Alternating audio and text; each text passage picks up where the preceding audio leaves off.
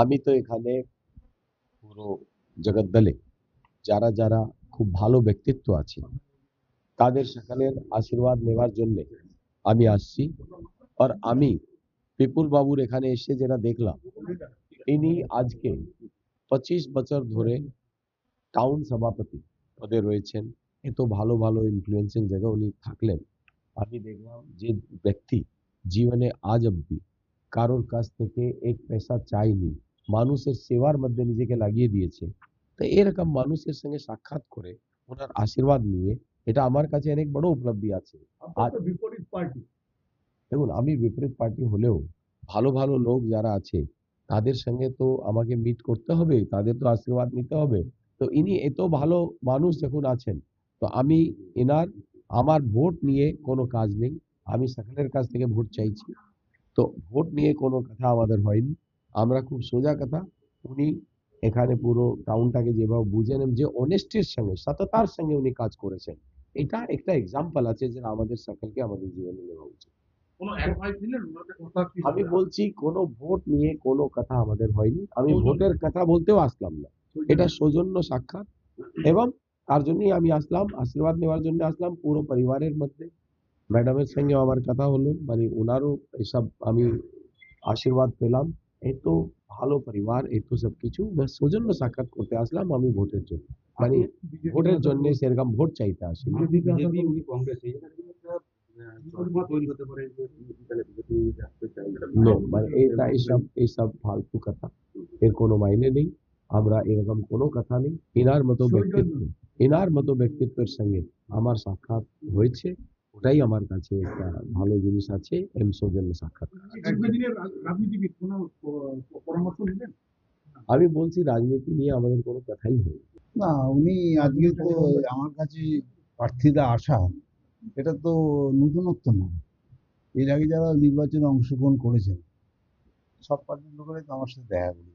যেহেতু আমি এলাকার একটা পুরনো কংগ্রেসের প্রবীণ লোক, সেই হিসেবে আর যারা নির্বাচনে প্রতিদ্বন্দ্বিতা করেন তারা আমার সব জুনিয়র।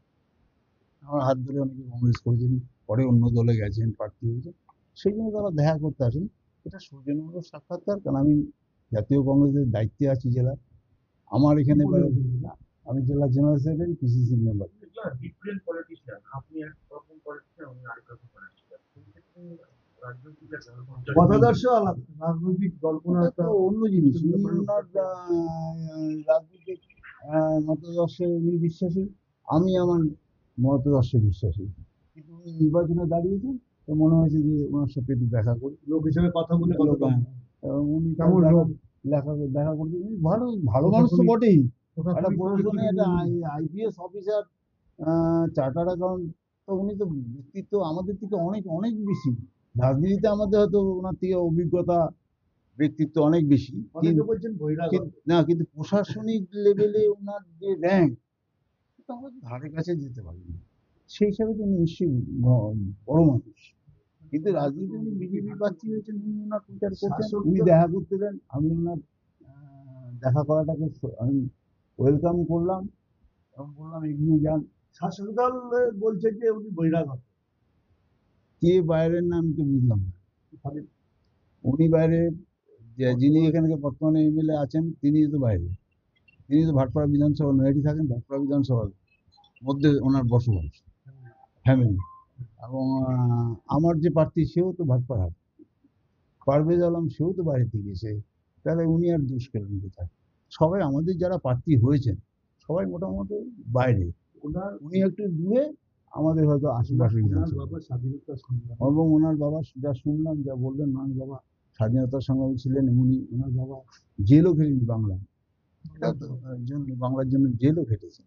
তখন তো আর বিজেপি ছিল না, তখন জাতীয় কংগ্রেস ছিল, ব্রিটিশদের সাথে যখন লড়াই করেছিল, তখন ওনার বাবা তখন কংগ্রেসের হয়েই লড়াই করেছিল। ন্যাচারালি ওনার বাবার তো কংগ্রেসের প্রতি অবদান আছে, সেটা তো আমাদের কাছে একটা গর্বের বিষয়। তো সেই হিসাবে তিনি এলেন, ওনার ছেলে এসছে, ওনার সাথে কথা বলে ভালো লাগবে। ওরা এগিয়ে যান, সামনে দেখা সহযোগিতা করবেন। আমি কেন সহযোগিতা, আমার তো প্রার্থী আছে, এই প্রশ্নটা তো অবান্ত, এই জন্য সাংবাদিকদের সাথে কথা বলবো। বিকৃতি কথাবার্তা বলে চলবে। আমার চমক কিছু নেই, সৌজন্য তো এখানে কোনো চমক নেই, কিচ্ছু নেই। আমার দলের প্রার্থী আছে, আমার দলের আমি প্রচার করছি, খাটছি। আমি কি করে বলবো আপনাকে আমি জিতিয়ে দেবো? আপনার সৌজন্যটা হারিয়ে গেছিল, সেটা আবার ফিরে আসছে এবং সেটার প্রয়োজনীয়তা আছে। অন্তত পশ্চিমবাংলার কালচারটা একটু সবাই মিলেমিশে যাতে পশ্চিমবাংলার সাংস্কৃতিক যে অটুট থাকবে, এটি আমি চাই। অগ্রজ হিসাবে তিনি আশীর্বাদ করলেন। আপনি অগ্রজ বলুন, এগিয়ে যান।